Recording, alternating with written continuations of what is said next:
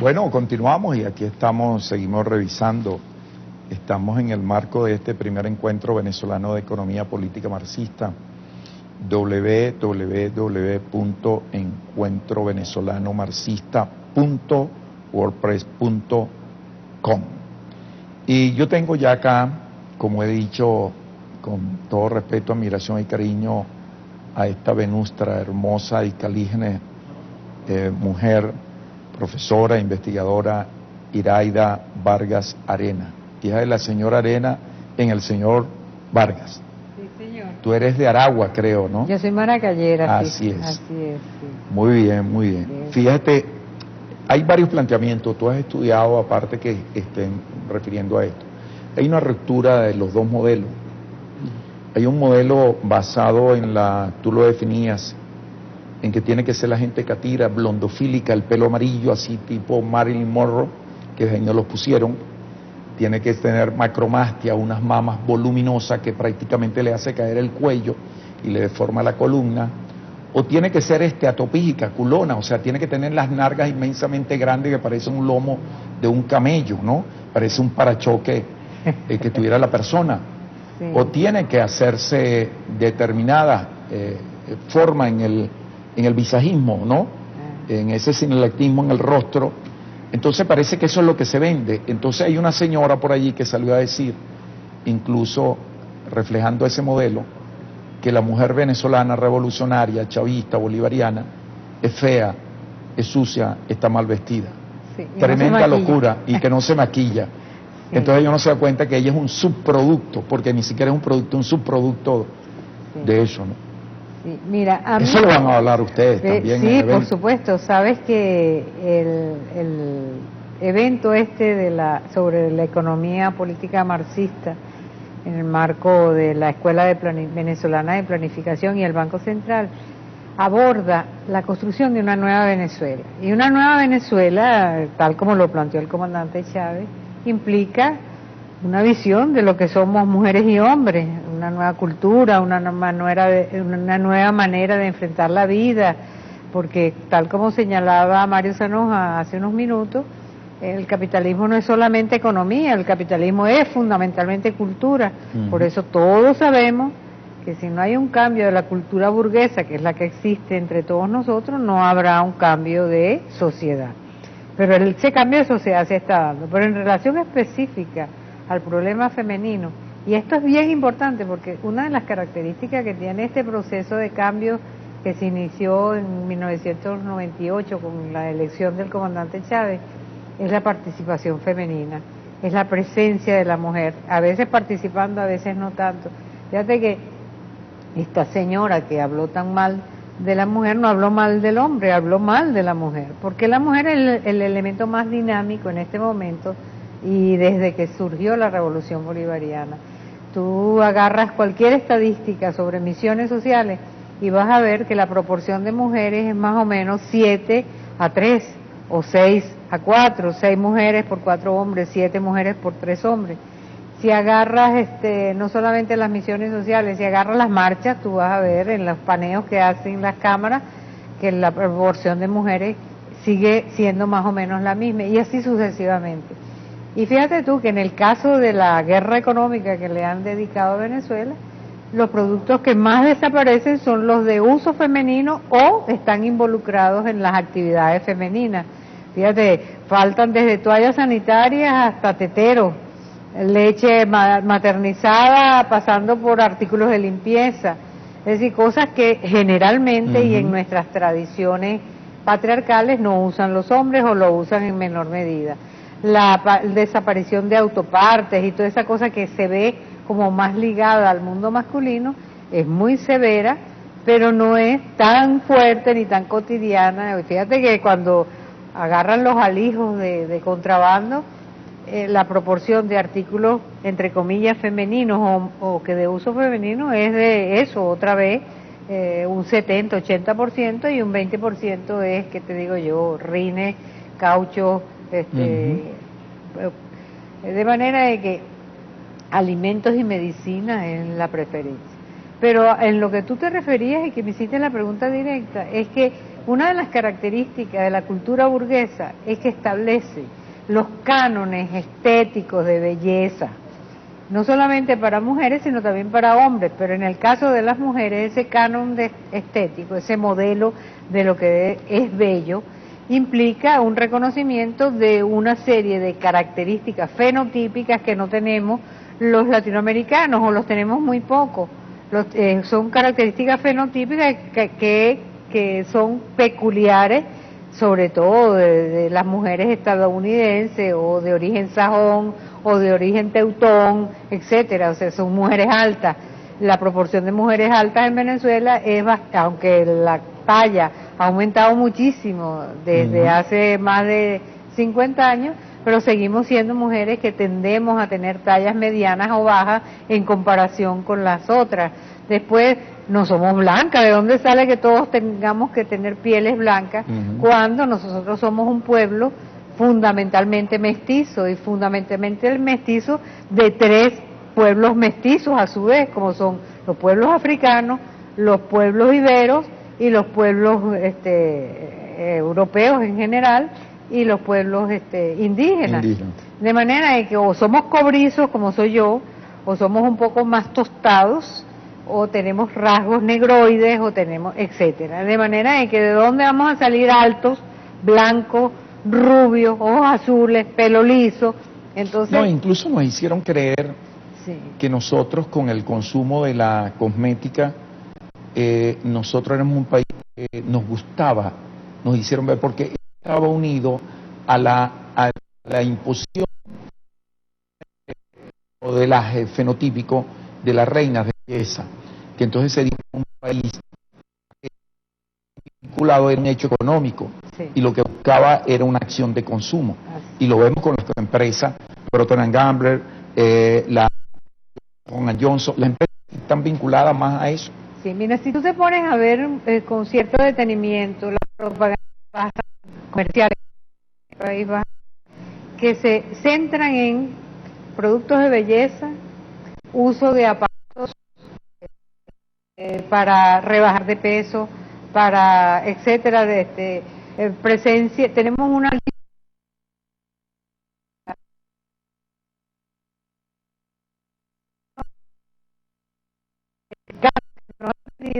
es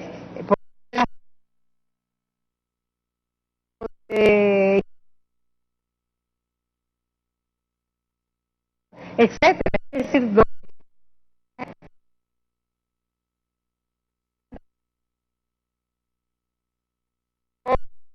no obstante los países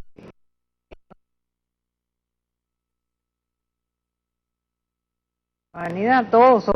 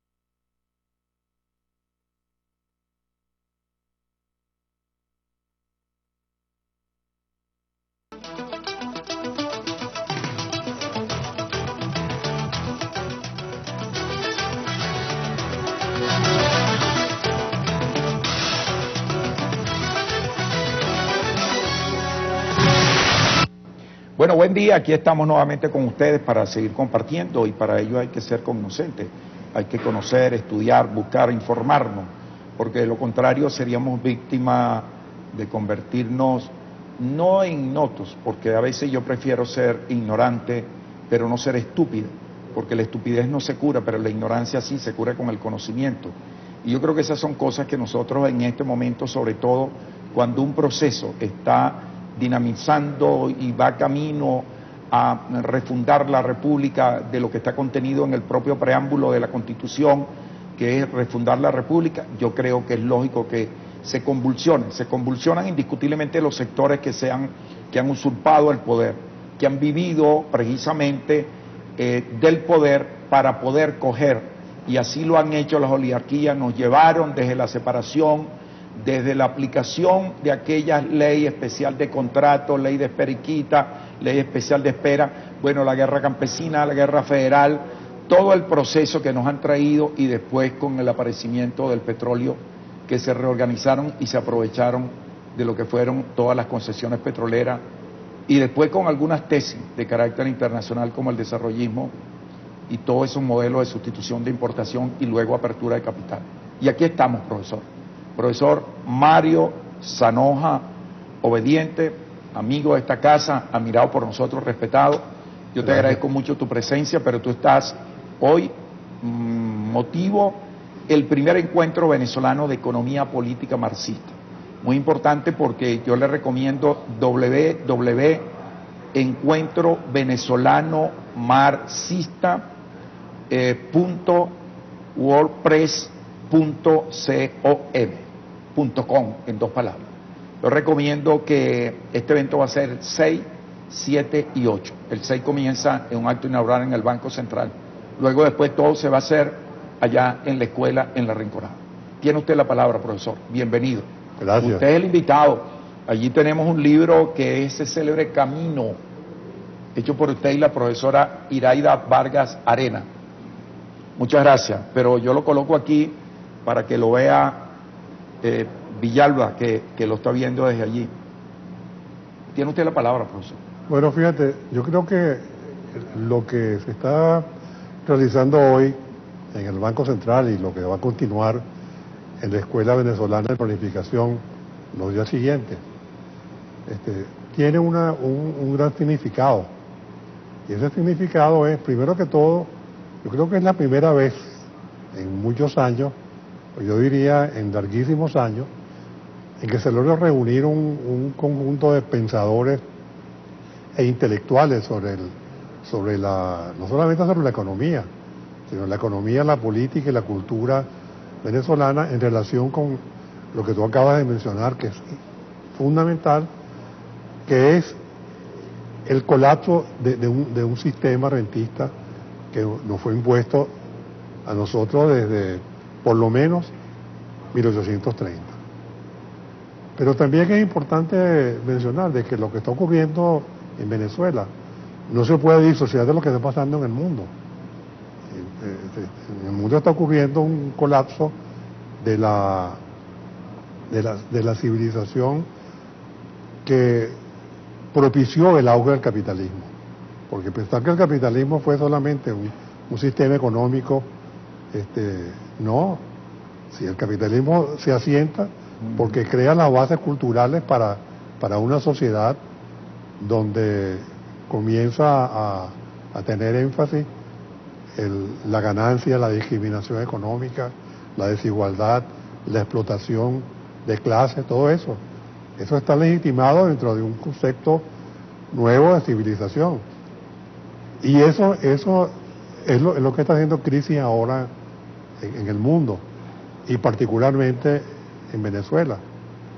Sí, pensar, por ejemplo, que en Venezuela podemos hablar solamente de guerra económica, claro, eso existe, pero es que resulta que esa guerra económica se manifiesta de muchísimas otras maneras, como por ejemplo la ruptura incluso de los valores consumistas, de los valores gastronómicos, de la dependencia de las personas de las industrias de alimentos. Digo esto porque, puesto que la industria de alimentos nos han impuesto un bloqueo de los productos, la gente ha comenzado a volver a lo que antes existía como normalidad, que era la invención de nuevos alimentos utilizando materias primas naturales. por ejemplo, si no hay harina pan, la gente hace arepas de plátano o le pone otras, es decir, empieza a buscar otra salida.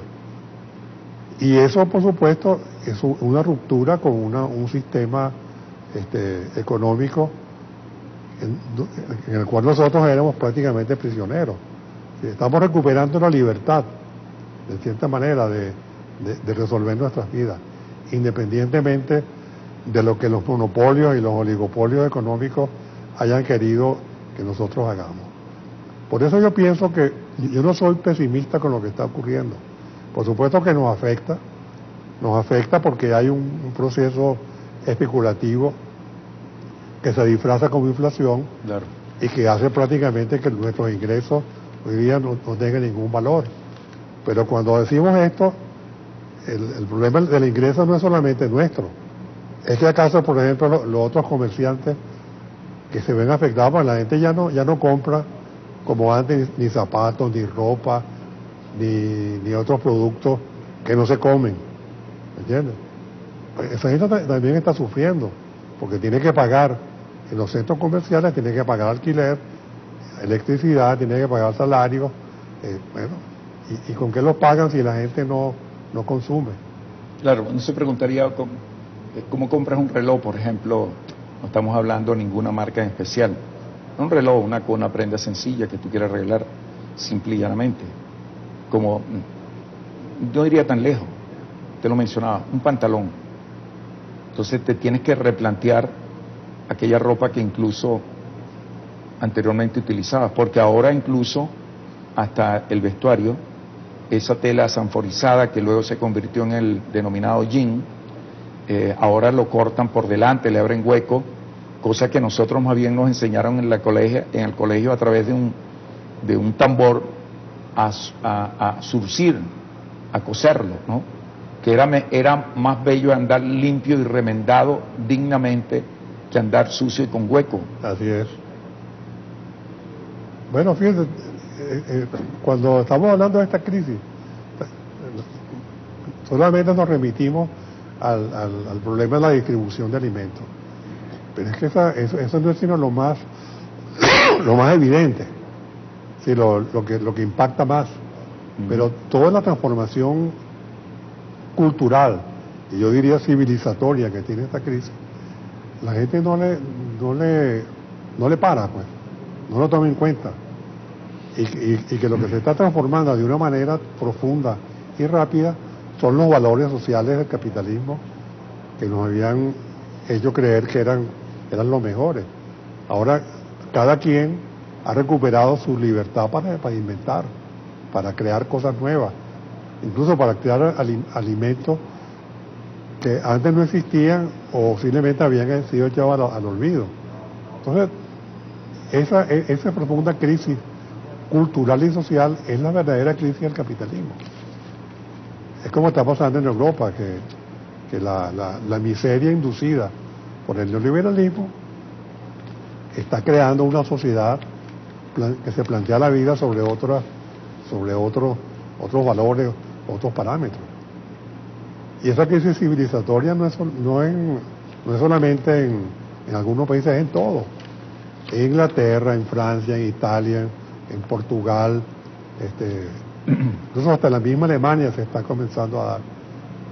¿Por qué? Porque uno no puede vivir la vida como quiere el neoliberalismo, sujeto a unos principios inmutables que no cambian. Yo le decía a mi mujer, hablando en estos días, que esos eran como en la ideología alemana, que escribió Marx y Engels, ¿no? Que la ideología alemana, a la cual critica Marx, era una ideología donde las ideas y la ideología existían en una especie como de Olimpo. Entonces esas ideas bajaban hacia la tierra, pero tenían carácter inmutable. Entonces, eso no se podía transformar. Entonces, y eso es lo que Marx decía, no, señores, es que lo que las ideas se producen a través del trabajo de la gente, y eso es lo que produce la dinámica de las ideas, de la vida, la manera de vivir, la manera de cómo la gente se expresa, es como la gente produce, es como la gente es. Uh-huh. Entonces, toda esa concepción de las ideas trascendentales, eso se ha caído.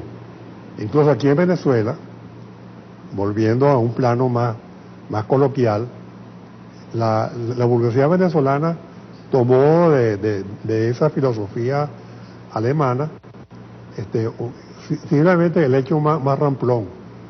Nosotros somos los representantes de un orden establecido, y por lo cual nuestras ideas son las únicas que se pueden aplicar. Y la historia ha probado que no es así, o sea, de que ellos han sido incapaces de crear una sociedad justa, una sociedad ni siquiera con una capacidad de resolver los problemas humanos. Yo creo que eso plantea, tratando de resumirlo, tener, acumular y poseer, o poseer, acumular y tener, que fue esos principios que impuso ese modelo. Pero eso me gustaría que lo siguiéramos desarrollando en el próximo segmento. Estamos en el marco del primer encuentro venezolano de economía política marxista, y todas estas cosas que están unidas a este proceso dialéctico que estamos viviendo, eso, como dicen ustedes en el libro, a una larga marcha, porque es que la gente cree que esto es una especie de crisopeya, todo lo que toque se va a convertir en un metal precioso, y eso no es así, esto es una construcción. Yo quiero, antes, con el permiso de nuestro invitado, el profesor, el doctor Mario Sanón Obediente, yo quiero felicitar a Jesús Ramón Rojas Mendoza. Jesús Ramón Rojas Mendoza es un compañero nuestro, dedicado, compañero comprometido. Jesús, esperamos, Jesús, que estos años que tú estás cumpliendo sean para seguir enseñándonos lo que tú has aprendido y lo que hemos aprendido aquí como equipo. Así que nuestro abrazo a Jesús Ramón Rojas Mendoza y a su familia, porque él es también una familia aquí y en su casa. Ya volvemos.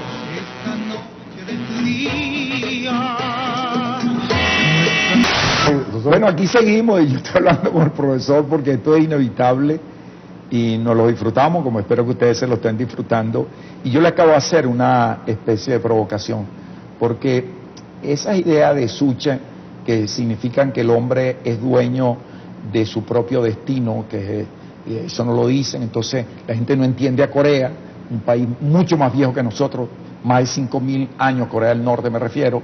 Entonces, claro, en el marxismo se dieron vertientes. Estaba el leninismo, estaban las ideas de Such, estaba el troquismo, y yo me atrevería un poquito arrogante y vehemente, no importa que me equivoque, pero yo soy robinsoniano. ¿Y por qué no lo que estamos creando nosotros también no le damos una denominación, profesor? Bueno, ahora, y digo esto a propósito de esa discusión, de este primer encuentro, ¿por qué no? Sí, yo creo que uno tiene que no dejar el miedo de llamar a ello chavismo. Eso es, el chavismo es una idea, no es solamente una posición política, es una concepción de la vida y del mundo. Entonces, una de las características fundamentales de lo que tú has mencionado es que el marxismo tuvo un origen en la Europa occidental, sin duda. Eso no hay ni siquiera que explicarlo. Pero resulta que el desarrollo de la idea, el marxismo, comenzó a desarrollarse en países que, como tú dices, tenían tradiciones históricas milenarias. O sea, lo que hicieron fue retomar esas ideas y reinterpretarlas en función de sus condiciones específicas, como fue el caso del maoísmo en China, la idea Suche en Corea, que es un país, además yo creo que es bien poderoso, en Vietnam, en Cuba y ahora en Venezuela. Y esas son las expresiones del socialismo. Así es. Pero son las expresiones derivadas de ese pensamiento, porque es ese materialismo histórico construido a partir de esa reflexión también. No tenemos que tener temor a equivocarnos haciendo esto en unas aproximaciones. Fíjense, su libro se llama Larga Marcha hacia la Sociedad Comunal, escrito junto con la profesora María Vargarena, la profesora Iraida. Entonces a mí me parece que es muy válido que nosotros nos planteemos esa tesis, porque yo creo que el socialismo, como revisión, para quienes conocimos la Unión Soviética, eso de universalizar la revolución, pero no podemos universalizar las relaciones de carácter histórico que ha tenido cada pueblo para llegar allí. Eso es imposible. Nosotros respondemos a una historia y a una condición geoantropológica totalmente distinta a la que puede tener, por ejemplo, Corea del Norte, donde las personas mayores son altamente respetables, donde hay un reconocimiento de las calles por los niños para jugar, cosa que no se dice. Y fíjate, este libro justamente refleja esas ideas que tú planteas. El libro comienza con el poblamiento de Venezuela y después todo el proceso histórico que va de la colonia a la república hasta el momento actual. Entonces, lo que nosotros planteamos allí es que la comuna no es una cosa que ocurre de repente y tal, como dicen, ¿no?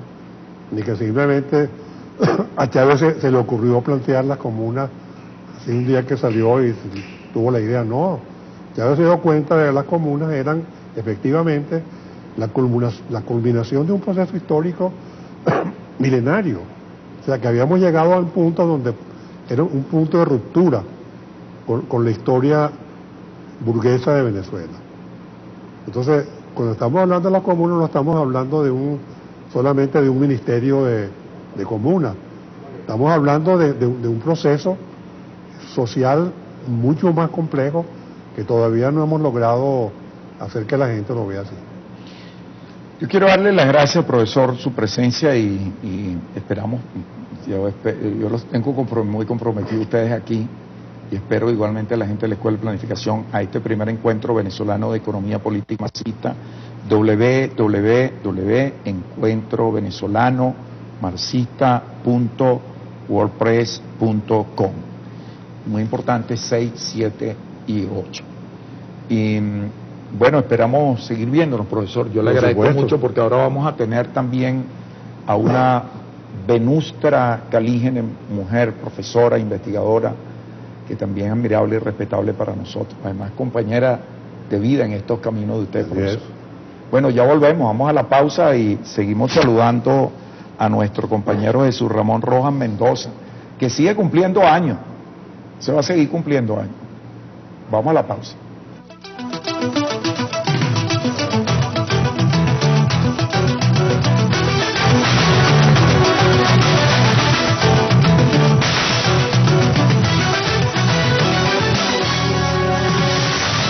Ya regresamos con Hoy en Contexto.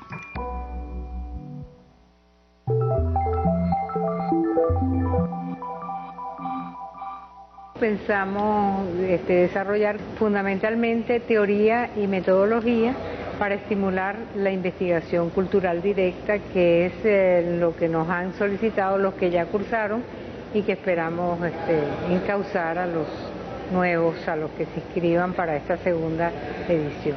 Participo en la cátedra de Geohistoria y Subjetividad con Iraida. Esta segunda edición vamos a enfatizar la historia social.